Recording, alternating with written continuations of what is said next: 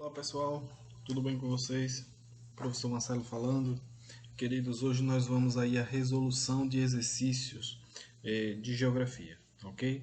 Então, o exercício a ser respondido hoje é o exercício que foi postado aí no dia 14/7, tá lá na plataforma, tá ok? Então vamos lá, meus queridos, vamos à nossa primeira questão aí.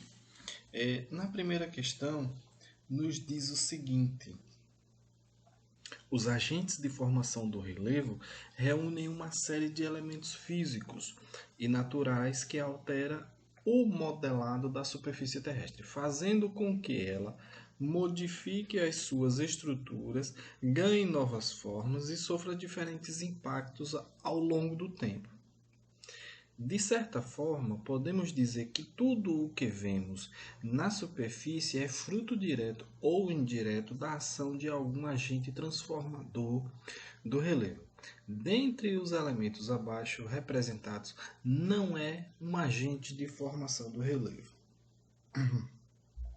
Pois bem, nós temos aí uma afirmativa, né? Ele afirma e depois ele pergunta, dentre desses elementos aí, o que não é um agente de formação. Lembrando que existem os agentes de formação, que são também chamados de agentes formadores ou modeladores, formadores ou transformadores, perdão, do relevo, e existem os agentes modeladores, certo? Agentes modeladores externos e agentes formadores ou transformadores, os internos. E aí nós vamos a água, o vento, os seres vivos, os eventos climáticos e meteorológicos, e a letra E, a paisagem, né? Então, lembrando desses aí, os agentes quais são?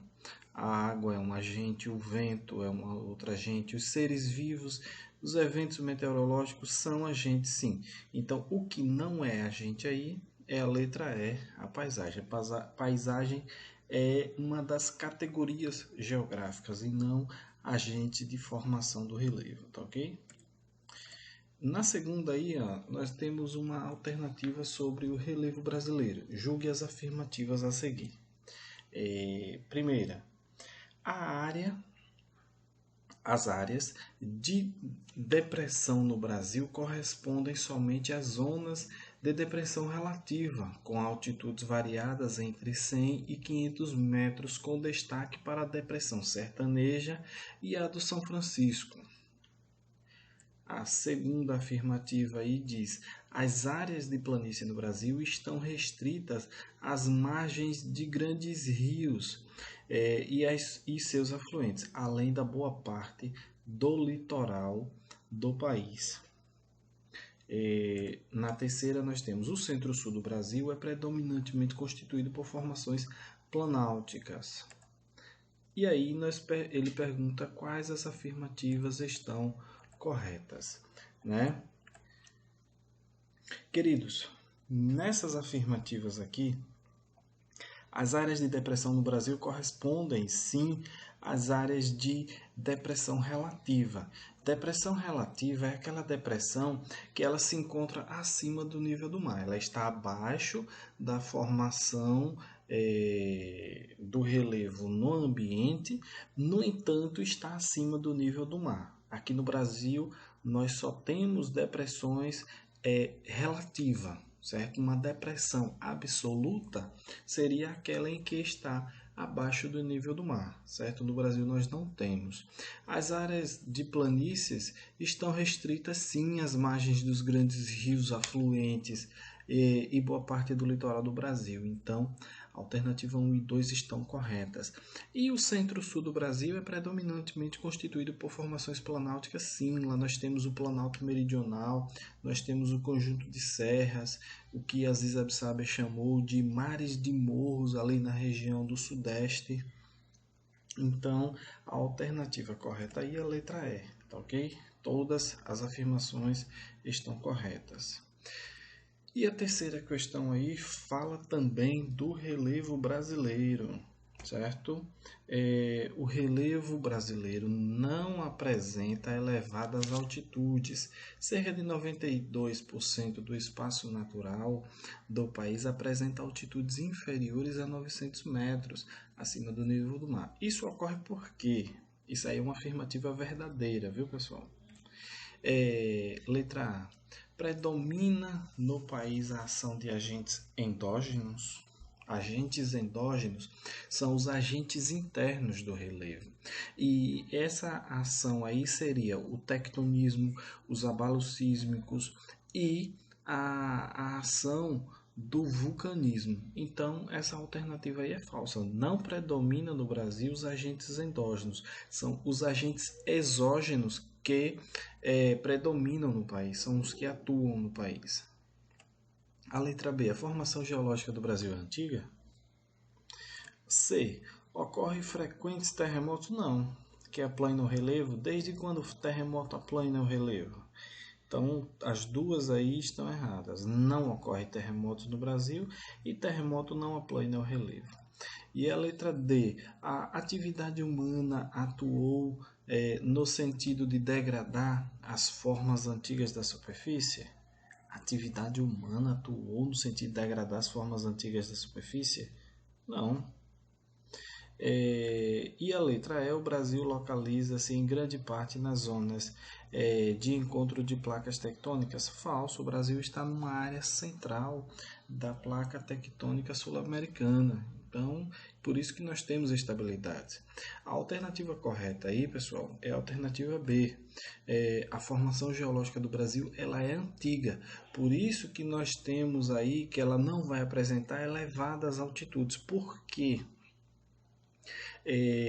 Já tivemos elevadas altitudes em tempos pretéritos, mas como ela é antiga, ocorreu o desgaste, a degradação das formas antigas, mas não pela atividade humana, certo? A letra D aí, ela faz uma afirmativa que não foi pela atividade humana, foi pela ação dos agentes exógenos do relevo, certo? A ação da radiação, a erosão eólica, a erosão química, física, biológica pelos animais, as plantas.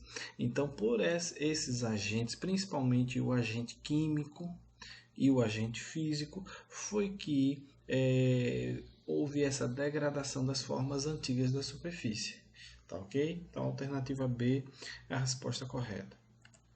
E aí nós temos, pessoal, uma trilhazinha aí.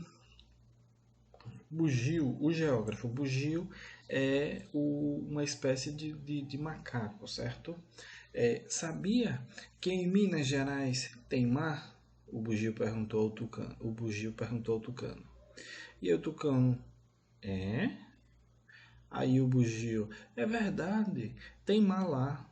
E aí o tucano responde, você tá maluco? Que mar é esse? Aí o bugio vai responder, o mar de Morros, certo? E aí vamos à pergunta. A trilha faz uma referência cômica aos mares de Morros de Minas Gerais, que são um domínio morfoclimático brasileiro, uma vegetação típica do Cerrado, uma província geológica antiga, uma forma de relevo originalmente oceânica, uma feição geográfica das áreas de planície. Não é uma feição geográfica, não é uma forma originalmente oceânica, não é uma província geológica, nem uma vegetação. De acordo com Aziz Absaber, é um domínio geomorfoclimático.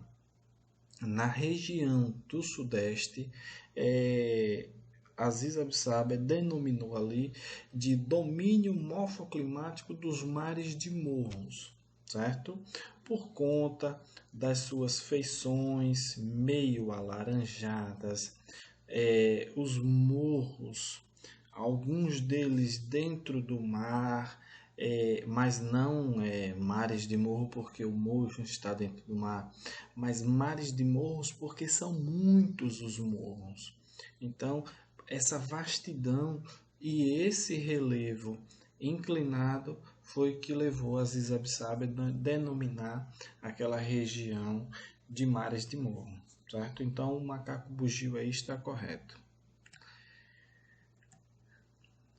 Na quinta questão aí, pessoal, nós temos aí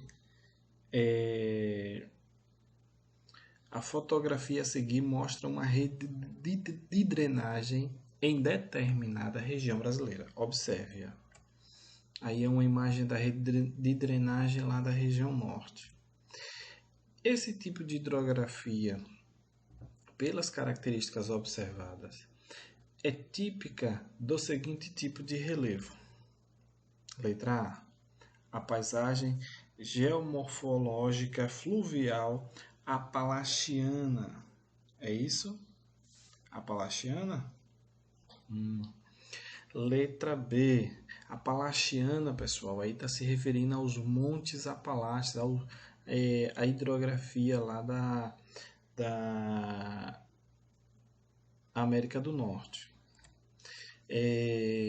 Letra B. Planaltos cristalinos. Eu não estou vendo planalto aí, né, pessoal? Vocês observem que é uma região de planície, né?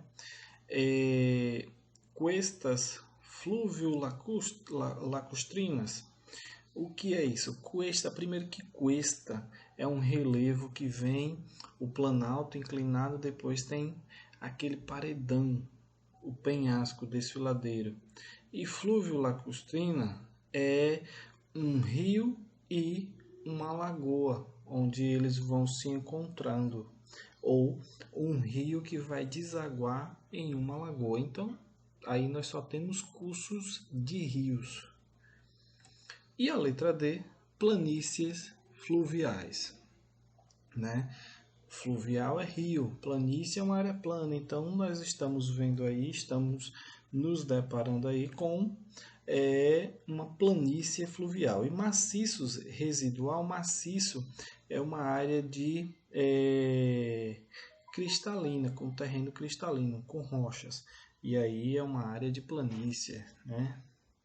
Então a alternativa correta aí não tem outra senão a letra D, planícies fluviais, tá ok? E aí nós temos a sexta questão. Sexta questão aí, o relevo terrestre é resultante da atuação de dois conjuntos de forças denominadas agentes do relevo, que compreendem os agentes internos ou criadores do relevo e os agentes externos ou modificadores do relevo. Podemos considerar agentes internos e externos, respectivamente. O que o autor aí ele quer, pessoal, são os agentes que atuam de forma interna e os que atuam de forma interna, respectivamente, interno e externo, certo? Então, quais são os agentes internos? Quem são?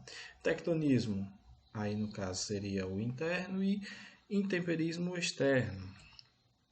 Águas, correntes e seres vivos, ventos e vulcanismo, águas, corrente e intemperismo, abalo sísmico e vulcanismo. E aí a alternativa correta é a letra A. Intemperismo, tectonismo, é um agente interno. Quais são os agentes internos? Tectonismo, abalos sísmicos e vulcanismo, certo? Então, vocês observem que na letra B nós só temos externos, águas correntes, seres vivos, que são os agentes biológicos, e o agente químico.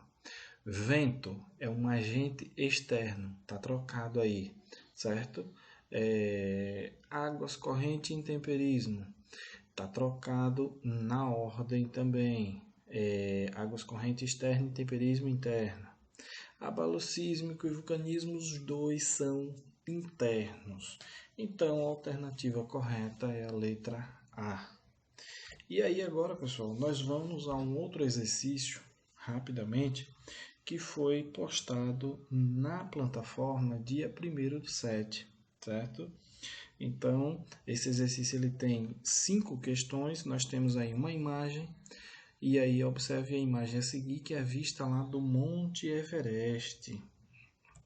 E aí o fator determinante para o clima, esse exercício aí é de climas mundiais, são os climas O fator determinante para o clima é retratado pela imagem E. Qual é o fator que atua nessa imagem E de formação climática?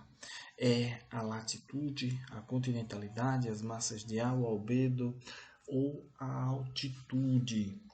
Lá no Monte Everest, qual é o fator que mais atua na formação climática daquele local?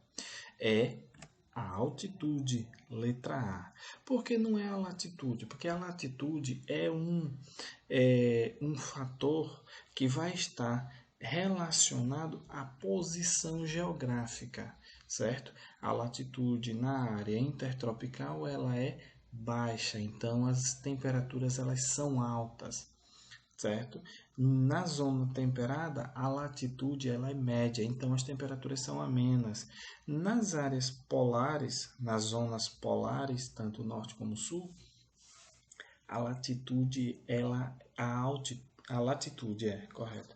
Ela é alta. Então as altas latitudes são locais de temperaturas baixas, certo? A continentalidade é a influência da região interna do continente no clima. Então, isso vai trazer o que? Secura no ar, temperaturas, uma amplitude térmica alta nas temperaturas, vamos ter temperaturas altas durante o verão, durante o dia, durante a noite, temperaturas muito baixas. Então, a oscilação aí vai ser muito alta, temperaturas elevadas no verão, temperaturas muito baixas no inverno. Então, anualmente, nós também teremos uma amplitude térmica elevada. As massas de ar são aqueles fatores que trazem umidade para o ar, com chuvas bem distribuídas durante o ano todo. Nós vamos ter aí um refrigério pelas brisas, nós vamos ter uma amplitude térmica baixa nesses locais. E o albedo é o índice de refração da energia solar para o espaço. No caso aí, não tem nada a ver com clima, o albedo, e nesse caso aí o gelo ele tem um albedo elevado, então o índice de refração dele é grande, certo? O gelo. Mas isso não tem nada a ver com o clima. Foi nem falado isso, certo? Então, o fator que atua aí é a altitude. A segunda questão aí nós temos, acerca da influência dos diferentes fatores sobre a dinâmica climática, julgue os itens a seguir assinalando V para as afirmativas verdadeiras e F para as falsas. As diferenças de latitude interferem no clima em razão da temperatura dos oceanos em diferentes pontos da Terra? Isso é verdade. A diferença de latitude interfere sim, é o que eu acabei de falar. A latitude é um fator que ele vai atuar a depender do local, da posição geográfica, certo? Então a diferença vai interferir sim. Se você está em um local de latitude baixa, você vai ter temperaturas elevadas, você vai ter correntes quentes nos oceanos. Se você está em um local de latitude baixa, você vai ter temperaturas frias, correntes frias nos oceanos. Então as temperaturas serão afetadas sim. Alternativa verdadeira.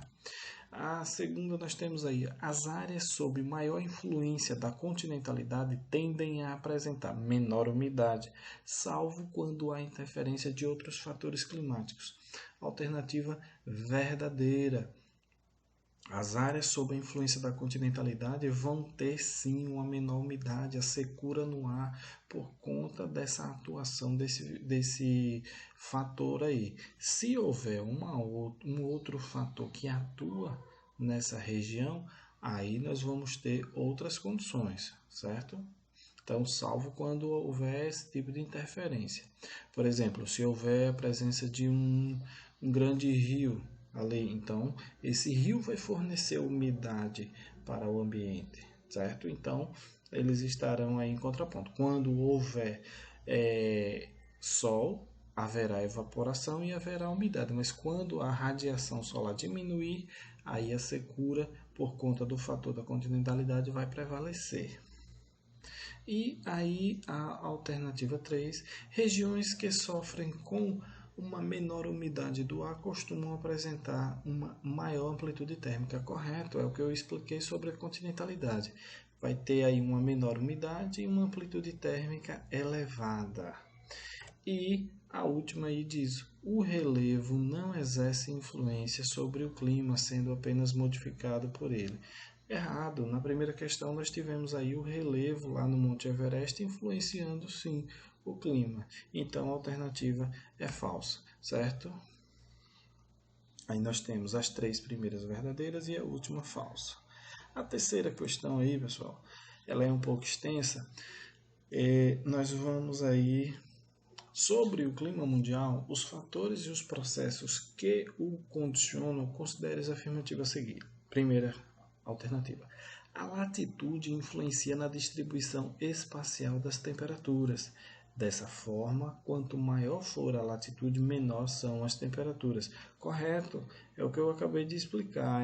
A distribuição espacial, então, é o fator locacional. Quanto maior a temperatura, quanto maior for a latitude, menor são as temperaturas. A segunda diz: a pressão atmosférica varia em função da altitude e da temperatura. Assim, quanto maior for a altitude, menor será a pressão atmosférica. E quanto mais alta a temperatura, menor será a pressão. Corretíssima. Essa alternativa aí está correta. Por quê? Porque tanto a pressão atmosférica como a temperatura, elas são inversamente proporcionais. Se você aumenta uma, diminui a outra, certo? O planeta Terra é aquecido uniformemente, tanto ao longo de sua superfície quanto ao longo do tempo, dos anos, né? Isto condiciona a circulação atmosférica com a produção de centros de alta e baixa pressão, que se alteram continuadamente. Isso aí, pessoal, o planeta Terra ele não é aquecido uniformemente.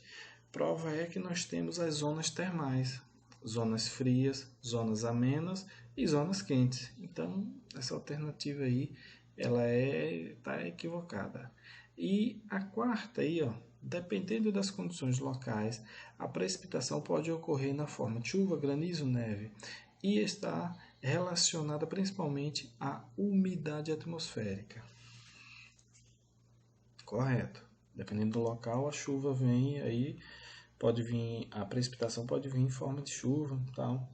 Então, a diferença entre as temperaturas máximas e mínimas é maior no interior do continente e a continentalidade exerce grande influência sobre essa amplitude térmica, correto?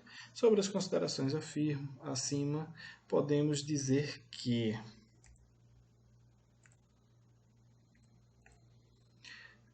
estão incorretas as afirmativas 1, 3 e 5, 1 e 4, estão incorretas as afirmativas 1, 4 e 5, ou letra D, apenas a afirmativa 3 está incorreta, ou a letra E, todas as afirmativas estão incorretas.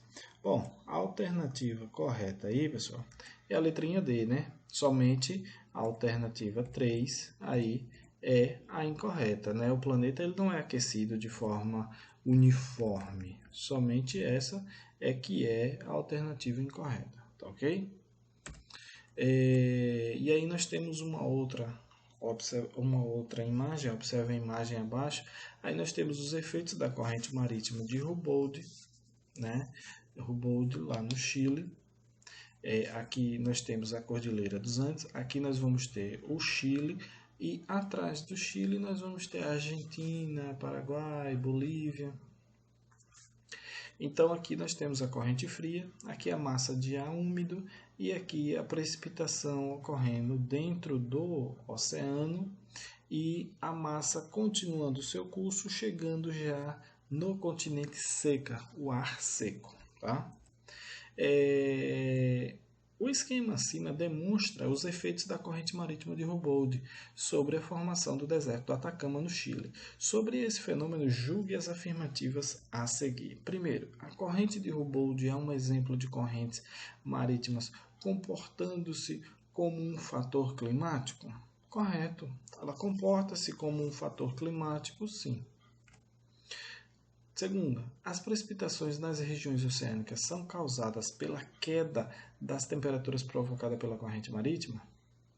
E aqui nós vamos observar que as precipitações elas vão ocorrer aqui por conta justamente dessa corrente fria. A corrente fria a massa de ar úmido que vem aqui vai se condensar e se precipitar aqui por conta justamente da influência. Por isso que ela é chamada de um fator climático. Tá? E aí a terceira, a massa de ar seco faz com que o Atacama quase nunca presencie chuvas? Correto, quando as chuvas caem aqui no oceano, já chega no continente aqui seco, então quase nunca tem chuva no Atacama. E a quarta aí, ó, a Cordilheira dos Andes impede que os ventos do leste cheguem até a região do Atacama, contribuindo ainda mais para o seu clima desértico? Correto. A Cordilheira dos Andes aqui ela é muito elevada, então os ventos que vêm aqui do leste, eles não passam, eles permanecem aqui desse lado, certo? Então, nós temos aí, são corretas as afirmativas 1 e 2, 3 e 4, 2 e 4, 1, 2 e 3, 1, 2, 3 e 4. A alternativa correta é 1, 2, 3 e 4. A alternativa é. E a quinta questão aí, nós temos os invernos e os verões no hemisfério norte costumam ser em média mais intensos do que no sul. Sobre esse fenômeno não se pode afirmar, viu? As amplitudes térmicas são maiores no hemisfério norte porque a concentração de terras no hemisfério as acentua? Sim. Sim, isso aí é verdade. No hemisfério norte nós temos uma dimensão de terras maior que no sul, certo? Então essa alternativa é verdadeira. As amplitudes térmicas são mais baixas no hemisfério sul em função do predomínio de oceanos, condicionando maior retenção de energia pela água? Sim, esse é um fator importante, mas não é só os oceanos, né? Tem os oceanos, tem os rios, nós temos grandes bacias hidrográficas, duas das maiores do mundo estão aqui na região sul, certo? E a letra C, as amplitudes térmicas são iguais sobre oceanos e continentes? Bom, pessoal, a letra D, a letra C aí não tem como, né? As amplitudes térmicas elas não são iguais sobre oceanos e continentes. Os continentes eles vão ter uma alta amplitude térmica e as áreas próximas aos oceanos ou nos oceanos nós vamos ter baixa amplitude térmica, certo? E a letra D aí, as amplitudes térmicas não são derivadas diretamente da exposição à insolação. São sim, é por conta dessa insolação que nós temos essa amplitude térmica elevada, por conta da excessiva ou da ausência da insolação, tá? Bem, pessoal, essa foi a nossa aula de hoje. Eu espero que vocês tenham gostado, espero que tenham entendido e respondido os exercícios aí. Caso tenha alguma alternativa que vocês não entenderam, coloca lá na plataforma. Professor, não entendi isso aqui. Professor, isso aqui, comenta lá que nós iremos responder e esclarecer todas e quaisquer dúvidas, tá ok? No mais, forte abraço, fiquem com Deus,